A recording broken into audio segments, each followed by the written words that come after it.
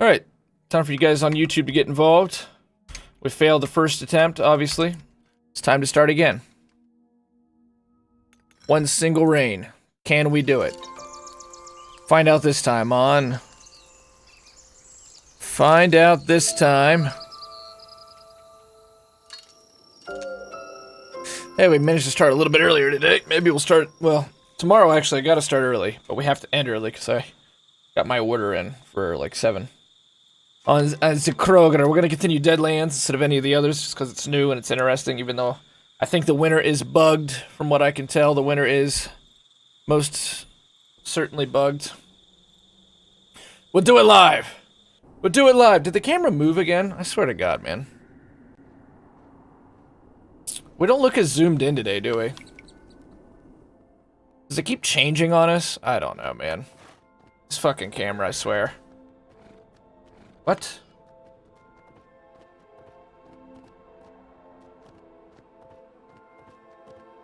Looks like we discovered another bug. This one gets to end early.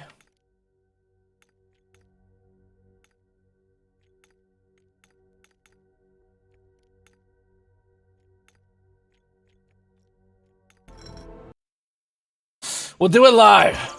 We'll do it live! Wow.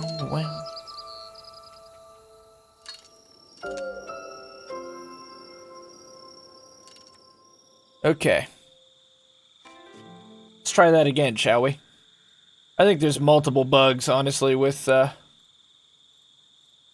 Kingdom 2 Crowns, Deadlands, but it's a small development team, so what do you expect?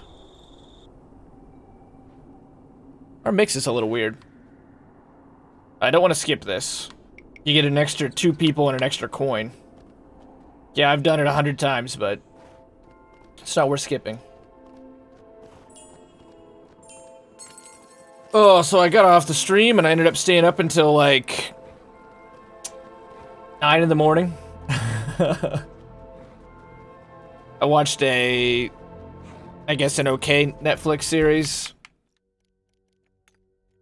So what sucks is the audio mix is fucking terrible when we have all the things going at once, but there's just the gameplay sound and my voice on the recording, so it's really quiet on the recording. Obviously, this game's music and our song requests don't mix well.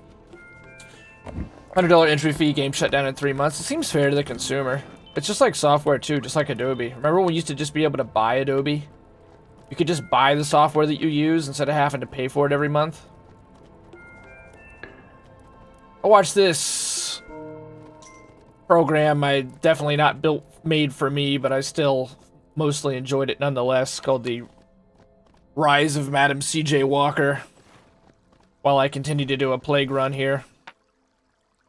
The Plague Island run. The first few parts were good, but when it was like about her rise to success and the trials and tribulations and her eventual triumph in business, but the latter sections where somehow she's like basically from 2020, her daughter's a lesbian, it's fucking great, she's free, you know, like I just think it went a little overboard. And not that those things are wrong, of course they're not wrong, it's just that she was born in the 1800s.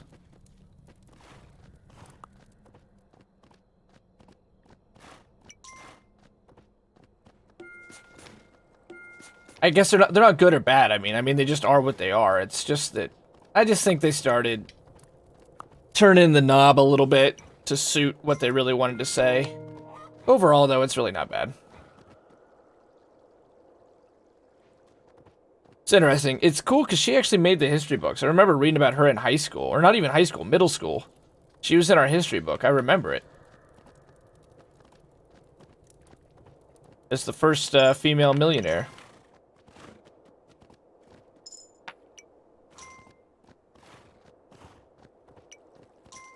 Okay, we gotta move fast. I'm not doing Plague Island. I'm playing this out like I'm on Plague Island right now, but obviously I'm not, so I need to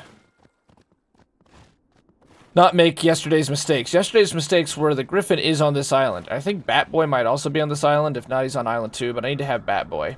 Though I do think that if I have the Griffin, All that really matters is that... All that really matters is we stick with the,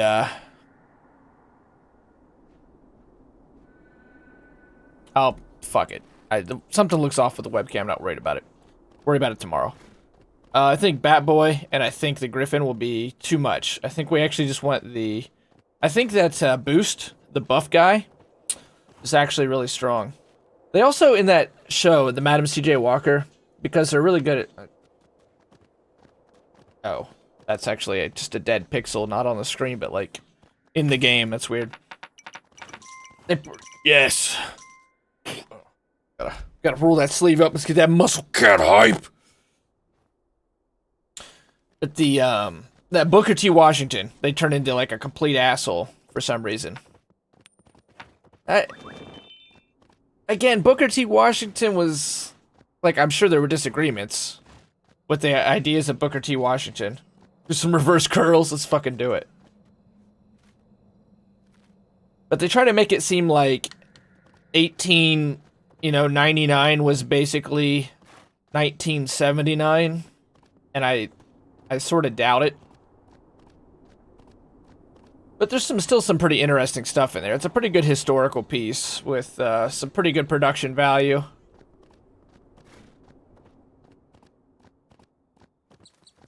And I think that it works because it's calling forth the idea that, like, this woman made it through her own grit and pure tenacity. You know, she was a fucking warrior in business. And despite all the odds stacked against her, she still could make it. And I think regardless of race, that's still a symbol of freedom. It wasn't a fair game, though, of course, and that's what we have to correct.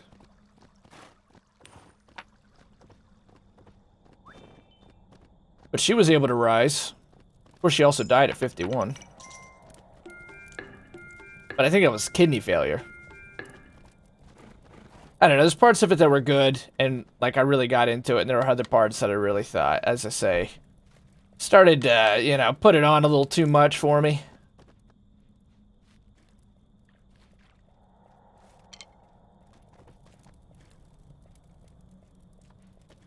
By which I don't mean, like, race relations, I just mean, it was kind of like...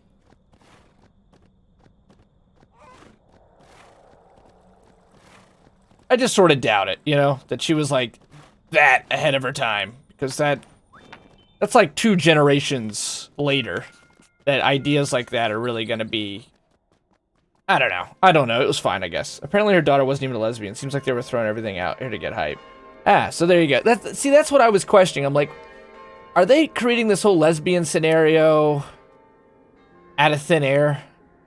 Because it doesn't seem to fit the time period at all. Like, if she was a lesbian... The way that they were going about it at first made a lot of sense. Like, it would be very quiet. You know, you had to hide it. Which, again, I'm not saying is right. It's not. It's not, okay? And I'm not saying being a lesbian is right or wrong, because it's neither of those things. It just fucking is what it is. It's just, that felt like they were definitely putting it on. And the way she, like... You know, this is... Pre-World War I, pre-women's suffrage... And yet she, like, is able to overstep Booker T. Washington and, like, get all the wives to form a rebellion against the men and, like... I mean, it is what it is. Go... But I kind of doubt it. I kind of doubt it. At that time period, I mean, shit. Even when my grandma was in high school, the home ec book still read that, you know, your man is going to be tired after a hard day's work and... You need to make sure he's got a good meal at home and shit. And I know a lot's changed. A lot's changed in a very rapid pace. And a lot of it for the better. But I just doubt that in 18-something, she was so enlightened as to already be willing to stand up against one of the first black congressmen. I'm just not sure. It lost me at the end. Because it felt like it was putting a modern twist on everything. And that... Twitch doesn't like comas, that's weird. Gender ambiguity and sexuality. Androgynous personality. You have to put this on the Discord in shit posting and I'll read it there. This will take some time. Obviously, we have to watch what we say, because, you know, this is fucking Twitch and YouTube and the internet, and anything we say that is remotely even critical of any of those ideas can get you thrown in the fucking gulag forever. You become a non-person. I mean, which I think is horseshit, because I'm perfectly willing to sit there and watch it. In fact, I was entertained for the first part of it. I enjoyed her, like, trials and tribulations and her work ethic, and as I say, what am I doing? I'm taking so much time. It's just like, it's a repeat of yesterday already.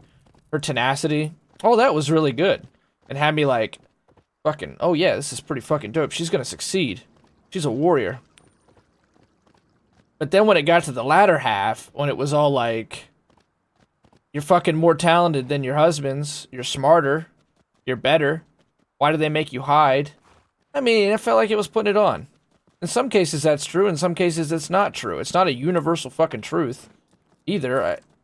You know, and then basically her husband becomes a total asshole.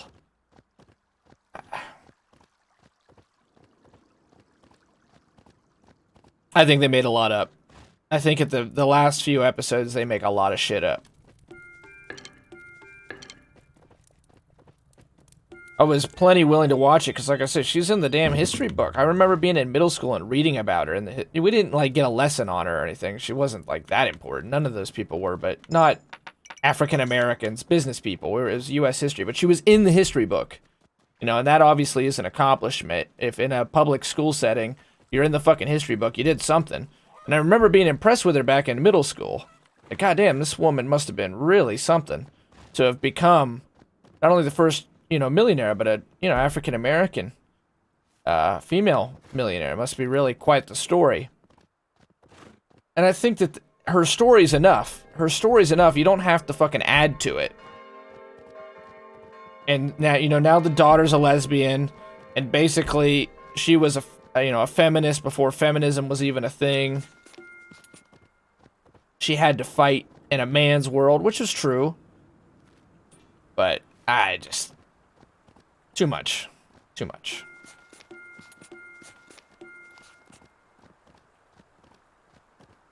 I think the story's more powerful straight from the source. Not like, yeah, she cussed out Booker T. Washington.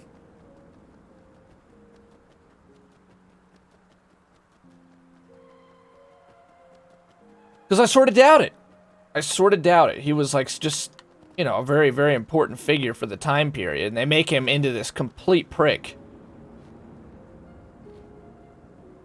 But she's able, through her charm and influence, apparently to get all of the women, including Booker T. Washington's wife, to, like, rebel against their husbands.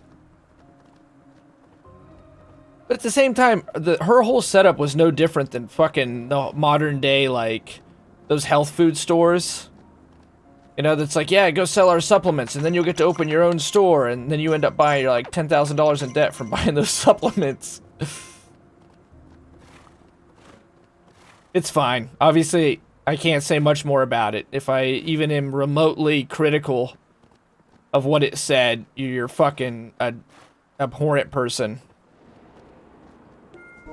We know how this works.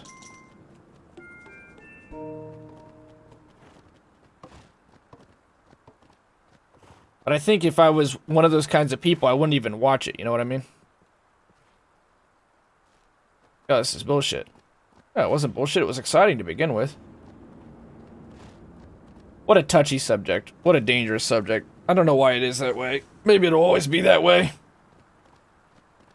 First island, I need to move quick. What other commentary is there? Get the boat built, leave. Hopefully a worker gets up here. Keep recruiting people.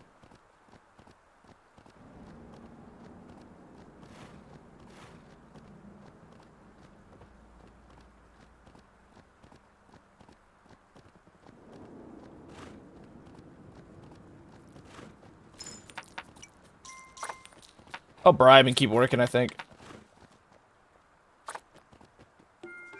Alright, this gets us our boat. We can actually just leave. We've already got the money. Let's just do it. We'll come right back. We'll buy the Griffin. I'm still kind of confuzzled on just where the Griffin is, but I'm sure we'll figure it out.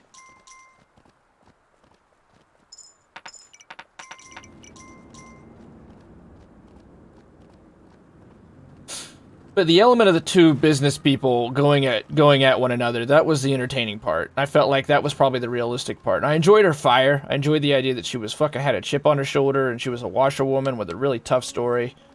And, you know, she was just full of piss and vinegar, and like that part of the story really worked. When it turned into like Roots, I just didn't feel as involved anymore. And Roots is fine. Fucking Roots is important. I had to watch it in history, you know. I was required watching when I was in 8th grade, believe it or not. It's fine.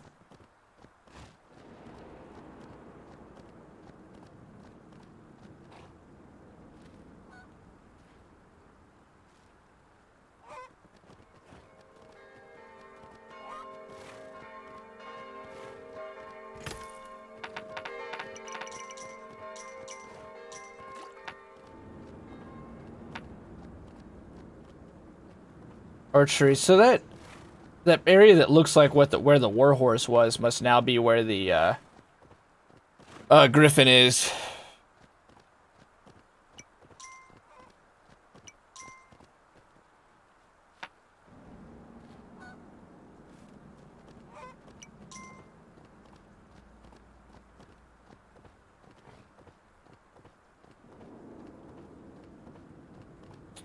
I started watching The Pianist, but The Pianist isn't something you can just have in the background.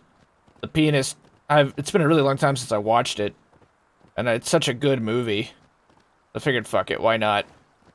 But that's not one you can just, like, have in the background. That one requires your attention, and it pulls your attention, too, because it's just so well made.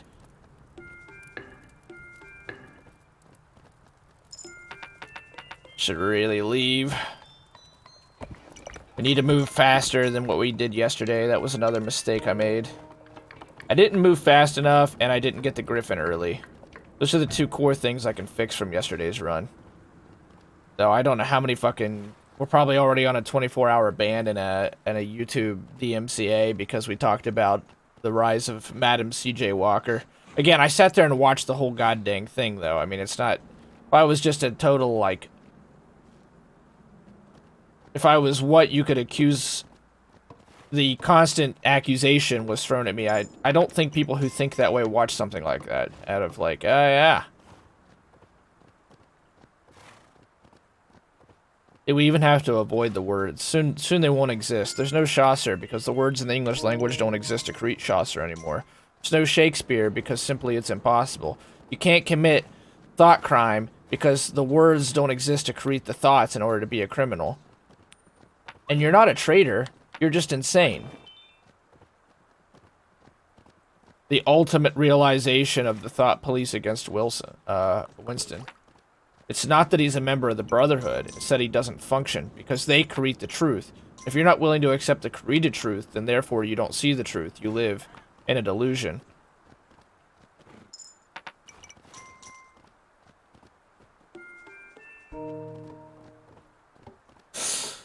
I also started to watch the fucking biography of Malcolm X.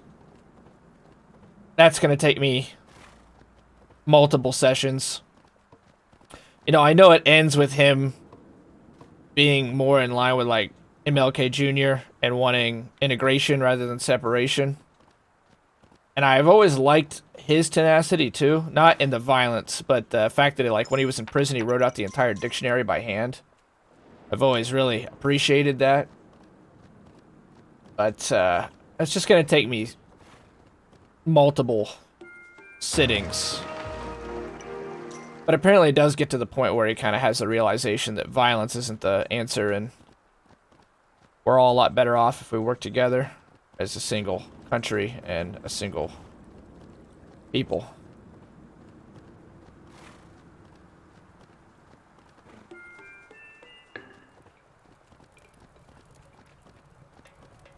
Do I need another worker?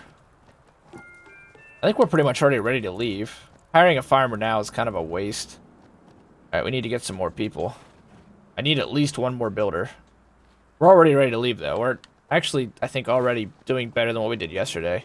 Despite that, we've decided to go to an even more controversial and touchy subject to begin things. I'm sure I'll find my way off it. Maybe tonight I need to watch something like fucking Vampire Wars again. That's what I was thinking about today when I was like lifting to get ready to stream. It's like, man, I gotta change what I'm watching so I have different subjects.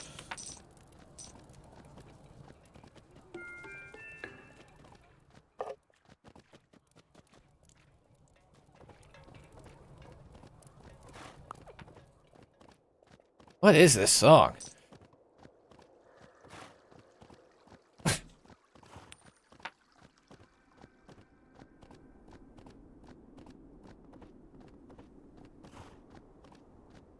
To start watching anime and become a weeb.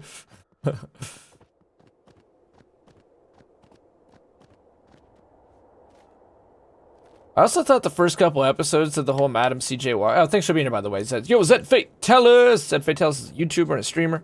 He's really good at Monster Hunter. He really knows his stuff. He's passionate about games.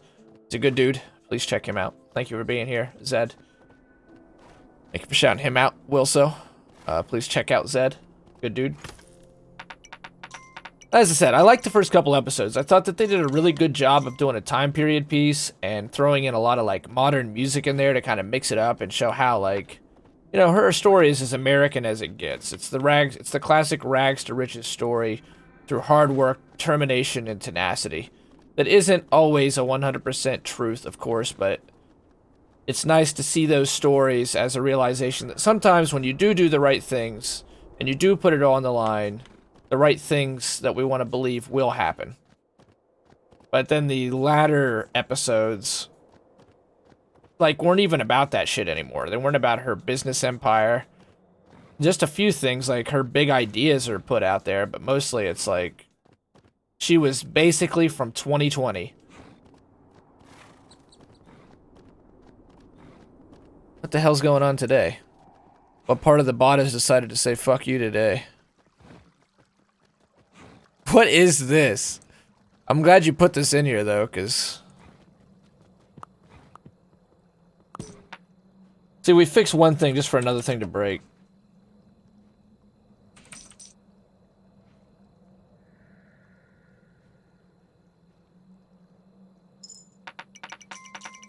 It's weird. Bishop Bullwinkle.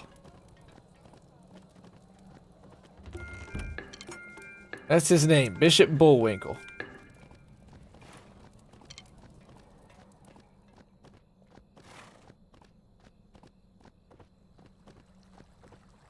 I guess because at that point it's not my story anymore, you know, and I appreciate that. That's fine.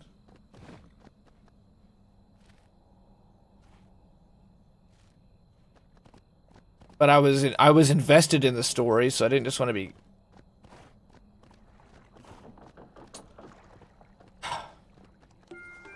What a tricky thing to talk on.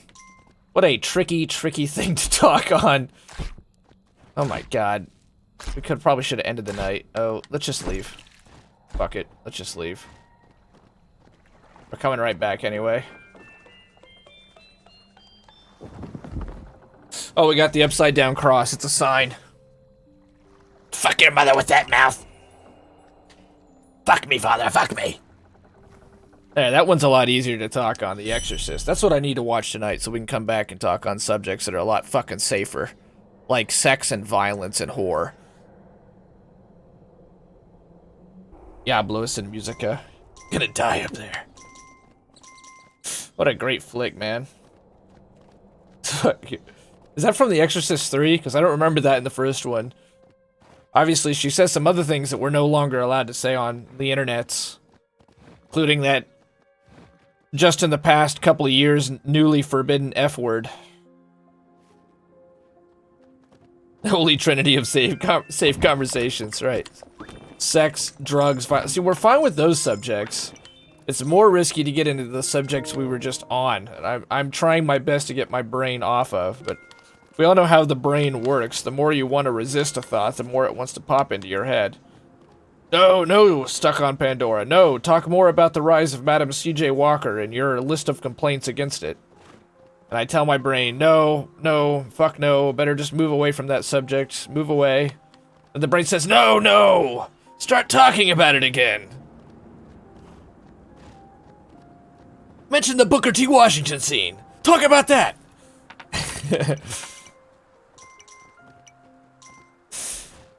It's the part where she's dealing with the crucifix. I don't remember that from the first one. Billy Friedkin told Linda Blair to jam it in a box full of red dye. That's... I'll be damned. I don't remember that. The two scenes that always stuck with me the most are when she comes down the stairs crawling backwards, even though there's a terrible transition out of that scene. They don't segue out of that scene at all. It's just she fucking comes down the stairs with her neck twisted on backward, and she's upside down like some kind of hellish spider, something out of Doom. And then it's like, oh, she's back in bed now. It's actually not in the original cut. Spider walk. Yeah, I watched the director's cut. But yeah, I mean, obviously, I see why they didn't do it in the original cut, though, because there's no segue out of it. So you're kind of like, oh, I guess she's just in bed now. But it's still a freaky scene, so it works. And personally, I like the scene when the lights flicker out, and then you think, like, something's going on with the movie or something. There's some, like, and then the fucking demon face flashes up in the screen real quick. That breaking of the fourth wall really worked. Really worked for a fucking 14-year-old kid alone in a garage at 2 in the morning. That shit worked. And all those scenes in between when the demons are they're like licking at the screen and all that stuff's real good.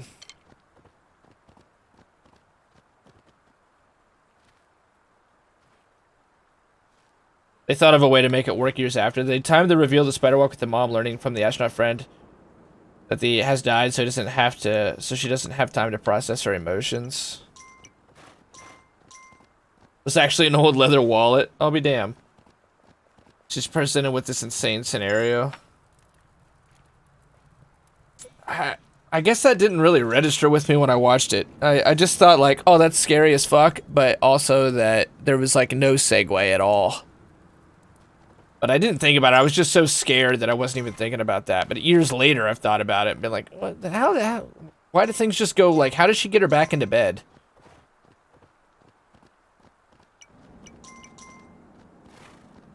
That's a movie that literally puts the fear of God into you.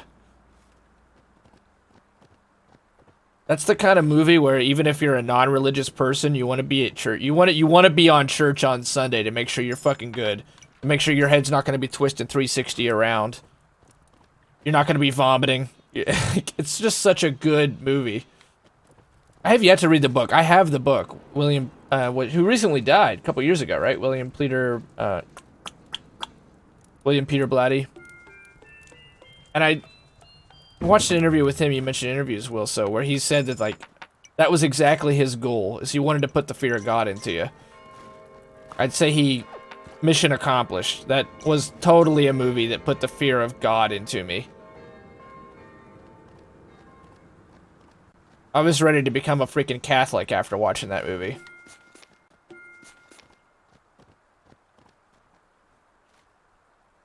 You know, less so The Passion of the Christ. Like, I thought my stepdad at the time made, like, a really good point about The Passion of the Christ, which is that he doesn't want to watch a guy tortured for 2.5 hours. The Passion of the Christ really registered with my mom, because it would. And I don't know. That one wasn't quite as effective as The Exorcist for religious revival.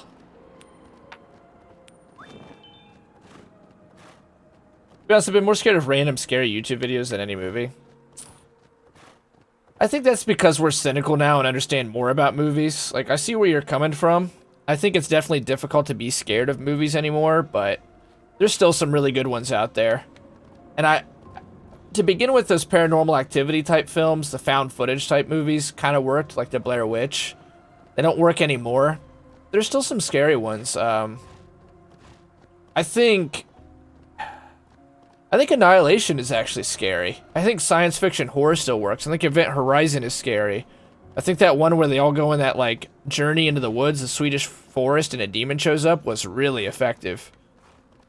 I thought that The Witch was really effective. I thought it was scary.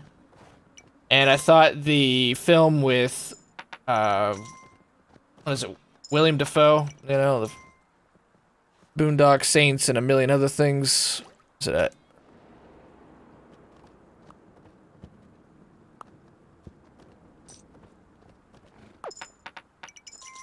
There was a firefight! He's in a movie. It's considered one of the most disturbing films of all time. God, I'm having a tough time remembering the name of it. I think it's called Antichrist. Yeah, it's the name of it, Antichrist. It's fucking scary. It's a good one. There's a lot of movies that are disturbing that kind of cut that fourth wall that I think still work. A French film called Martyrs is good and freaky. I think the first Saw is scary as a concept, you know? Like, the idea that there probably is some sick bastard who would I think you have to allow yourself in these, like, cynical times to be immersed. Let yourself be immersed in a story. Like, if you ever read the book, it's a good one. It's a tough read, though. It's called How to Read a Book.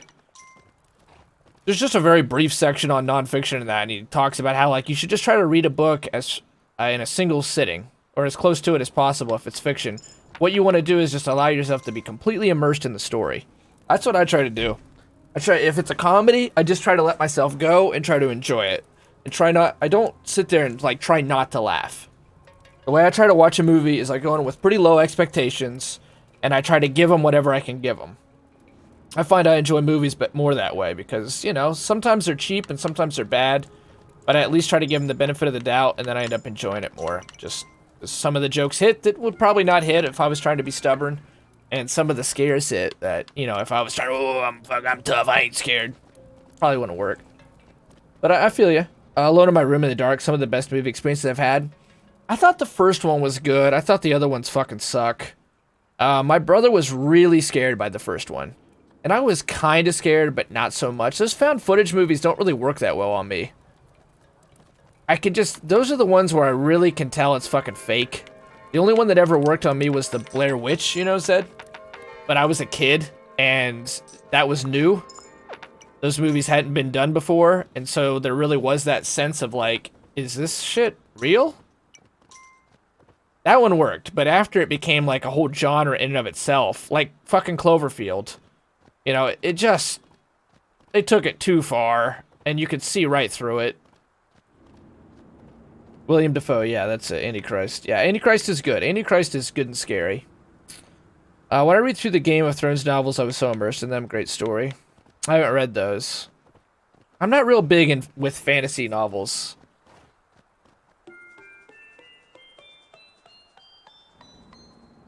It's not really my genre. I read a lot of science fiction, but I can't. Anyway, I like it more for the storyline. I thought it was interesting how the movies were connected. Yeah, that's true. That's true. Yeah, there's nothing wrong with that. I just thought that they like a lot of movies, kind of like Taken. You know, they just ran the gag into the ground. They had this one thing that it did, and it worked for the first movie, so they went ahead and made like 3 others. Where I can kind of appreciate the terrible sequel, The Blair Witch Project 2, in that they at least understood that, like, once you've already tried this trick, you can't do it again. So we're gonna, you know, we're gonna have to change the formula. The audience already knows this trick.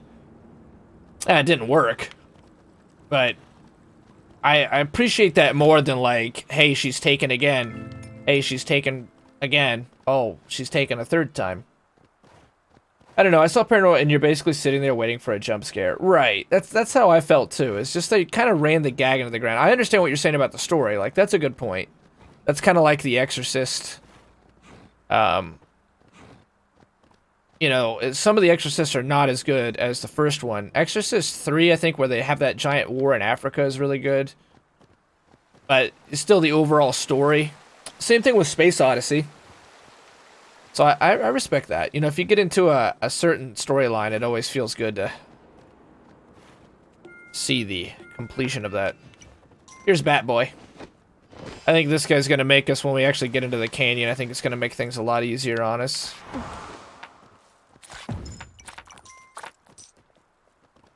Damn it. Hey, go back here and get your fucking wall done. Heredity is very good, full of symbolism. I've never seen that. I'll have to check that out, Will. So I still have to watch. Oh, Heredity. I don't know. They should have stuck with the first Insidious. Anything more just felt like a cash grab until it got goofy with special effects. Insidious. But Insidious is like a whole film franchise, right? They've got the one about Annabelle, and they've got Which, speaking of that, Annabelle wasn't bad. The first Annabelle wasn't bad. It wasn't great. There were some good scares in it. But I thought that I thought they were trying too hard. Like, the best scene, if I think this is an Annabelle, is when the demon's on the ceiling and she sees it for like that brief moment. I thought that was about the best moment in the movie when they were actually trying to cut a little closer to the, you know, the teeth.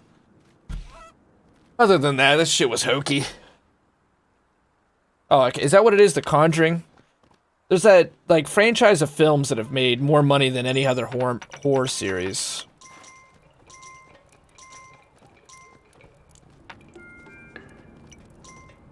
Thank you for being here, by the way, something.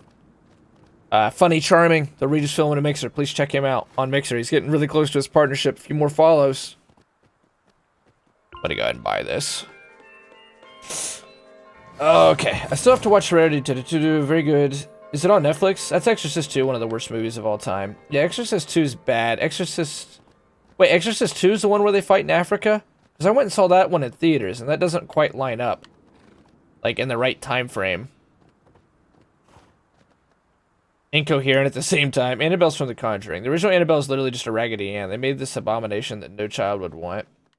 Right, and even then it's pretty hokey. Like, you can get a story out of that, there's no doubt, and I thought there were good scenes in it. Most of these movies just lack the power of The Exorcist. I think the power of The Exorcist is that you had a writer who's actually a Catholic, who 100% believes these things. So, and that was put forth, whereas you have writers who know that this is shit that scares people, so they try to give you the hits, like, oh, look, there's an exorcism. Hey, look, there's people who are, you know, very, very religious, who believe in some of the stranger, more ancient rites of Christianity, and what do you know, there's demons, and they're here, and I just don't think it works. I think you actually need somebody who's legit scared to death of that shit. That's why I think that The Witch works, because it's a time period piece, and it's able to put you into the shoes of some 16th century Puritan. That scene when the boy has been possessed by the witch, and then he dies and goes to heaven, is so well acted and so well scripted. That's what I'm talking about. When you got to get that kind of like power, because there's a lot of ceremony in religion, as we all know. It's where a lot of its power is. It's a great show. It's a great show where you're ostensibly in communication with the fucking creator. So you gotta play up to that. But the language that they use, oh, I kiss upon thy lips, oh Lord, let me feel your warmth, like, that all works. Where a lot of these movies like Annabelle just don't have that. George C. Scott, was he the scriptwriter? Exorcist 3 is set in Washington, D.C. Conjuring 2, The Crooked Man and the Nun. I haven't seen that one. Raggedy Ann Stand. Yeah, but if they use the real Annabelle. Oh, is that a thing? The first Annabelle was still decent. But like how the fuck are you gonna make a sequel? Who went and bought the Annabelle doll a second time? There's no way that happened. Oh yeah, the creepy thing sitting in the glass case of the two people who claim to be exorcists and have this entire room full of like ancient religious artifacts that all were at one time or another allegedly controlled by demons. No one's gonna fucking want the Annabelle doll. And don't tell me that Raggedy Ann shit got out. That's why I didn't go see the second one. Like, how the hell are you gonna make a sequel?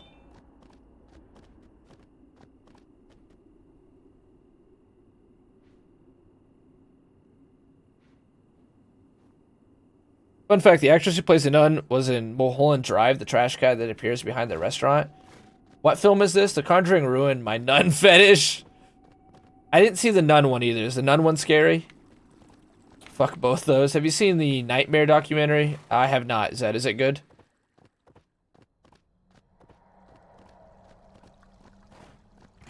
I've never seen a chest this far out.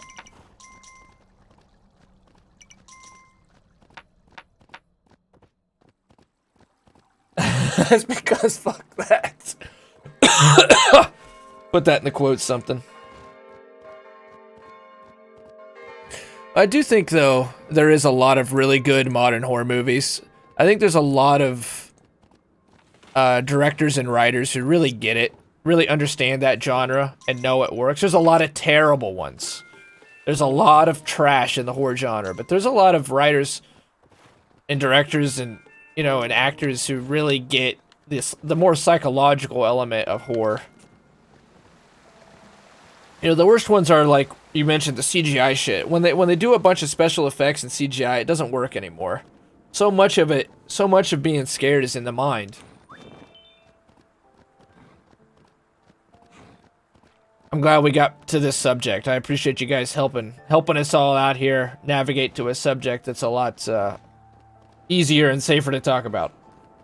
I thought it was good. It's a bunch of interviews from people who experience sleep paralysis and they have dramatizations of them. Ashton has sleep paralysis, man. That shit's scary.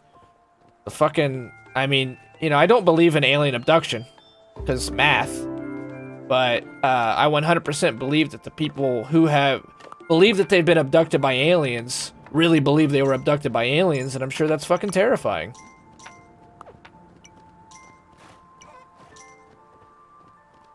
Once it was terrifying. You had legit sleep paralysis? Hot damn. What was it like? Sinister starring a guy from Slipknot? Which one was that?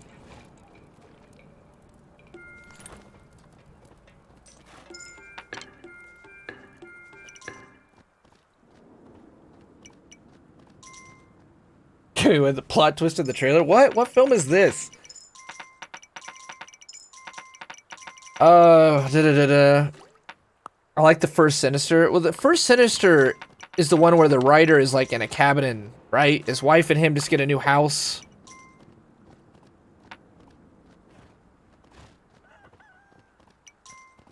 This field's fucking huge. Let's just go ahead and get this.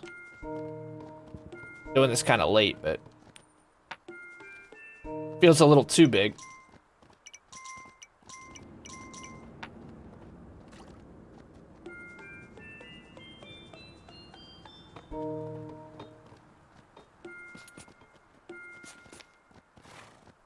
I'll just bribe the greed.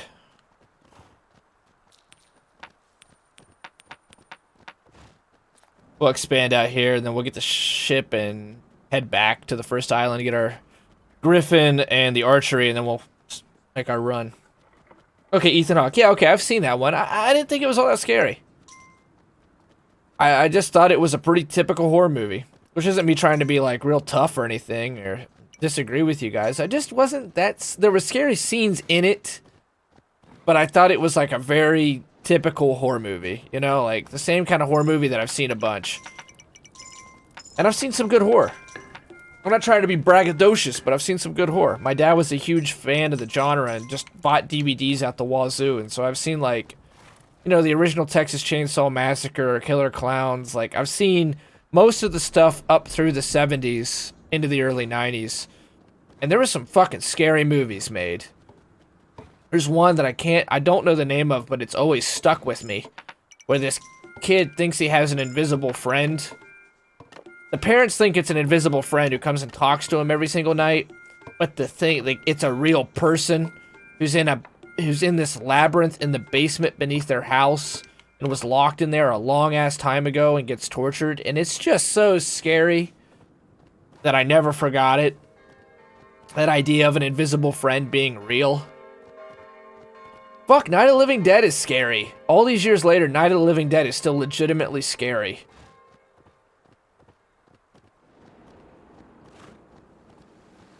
What you gonna do? Knock my block off? What's that from? Was The Conjuring because of the Crooked Man and the Nun parts? I don't think I've seen that one. Yeah, Killer Clown's the real OG. Killer Clowns was scary. Fucking Gremlins was scary. There were a lot of, like, really scary movies made mid-80s into the mid-90s. But I mean, Leatherface stuck with me, dude, because it looks like a smut film. A lot of those 70s horror movies look like smut films. You think that it's real. They got that grainy, found footage style to them. Even though that was, like, at the time, that was just their budget.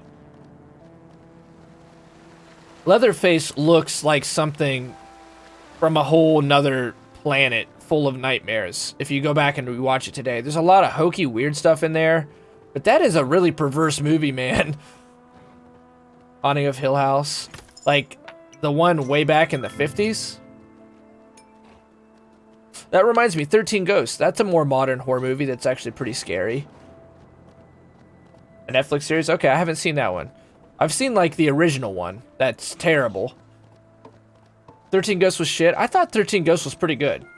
I like 13 Ghosts. I thought it was a good attempt at modernizing basically the same story, Haunting on Hill House. I thought it was an attempt at modernizing it. That I appreciated it more than the other remake that was just like super freaking hokey and just as bad as the 1950 one. There were a lot of movies made back in like early 2000s that all wanted to be like, oh dude, it's the year 2000. This needs to be like science fiction and put in a lot of really hokey special effects. A lot of emphasis on computing, which has not aged well at all. They never... Do I not have a builder? This island has actually got good RNG, but I don't have recruitments. We've got to deny the enemy recruitments. Look, our enemy never stops thinking about ways to hurt our country, and neither do we. We've been through hard times. We're gonna go through hard times again.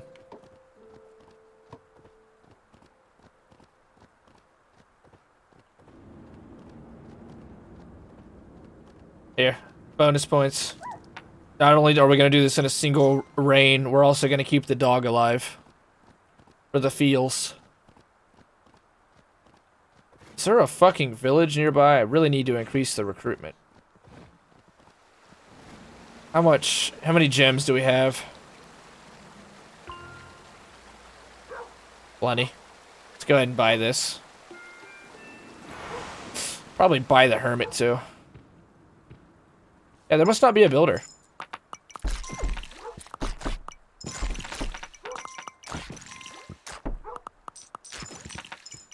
I was trying to find good horror anime, but I never feel like there's anything that good. Attack on Titan's kind of freaky. I just don't watch enough anime. I used to watch a ton of it. My brother was a huge fan. I am just a pleb in that subject. You guys know so much more than I do on that. I mean, like, I can tell you the most generic one, the popular one, mainstream one, Attack on Titan. And even then, I've only watched the first season. Which mostly turned into, is he gonna fucking throw this big rock in the hole or not? When exactly is he gonna put the big rock in the hole? It's like the funniest thing ever. I remember Zombie High School was, like, entertaining. It's not really a horror story, but it is a good zombie story.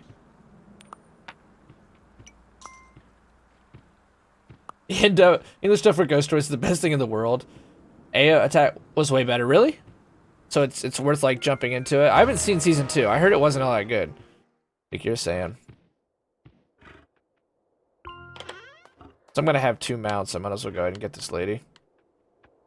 Alright, we'll go ahead and turn this into her stable. As soon as I get a damn builder. I need a builder so bad.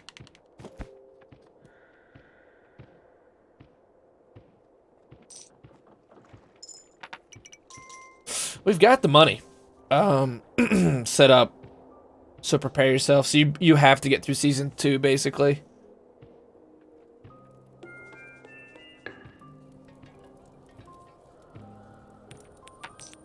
What the hell is this?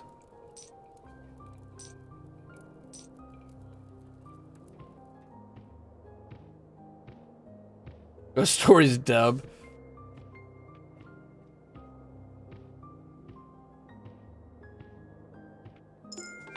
Well, okay, I think there's one builder who's just been working his fucking ass off. Look at this guy. This guy's been running back and forth, back and forth, back and forth, doing... Okay, good, there's one more. These guys are gonna unionize. We're not paying them anything. They're having to work their butt off. Better not kill that tree. They'll die out here.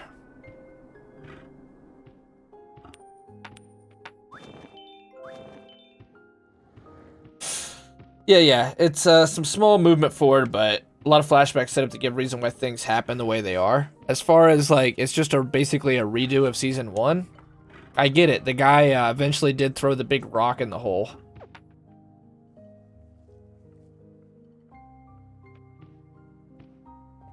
I gotta see this ghost stories then. We're talking horror. I thought we'd make some horror music. That shit got a little freaky, that's for sure, Will, so.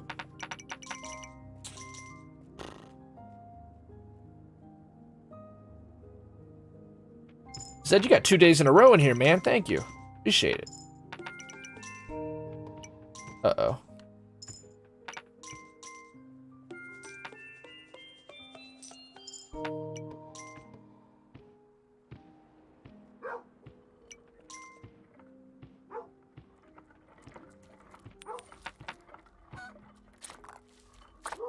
Fall in love with me, you bastard. Come on, dear. You want to get some, don't you? Come clap, swiggity swooty, come clap this booty.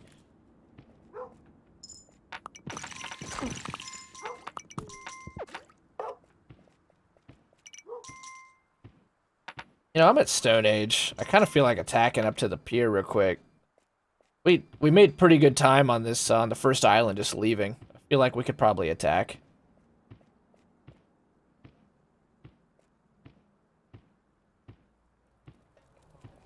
I'll need to upgrade this again, but... So we can get a pier, and that'll speed us up. I'm gonna have to attack fast, of course, but still. Oh shit, I need to end this episode. It's probably an hour long.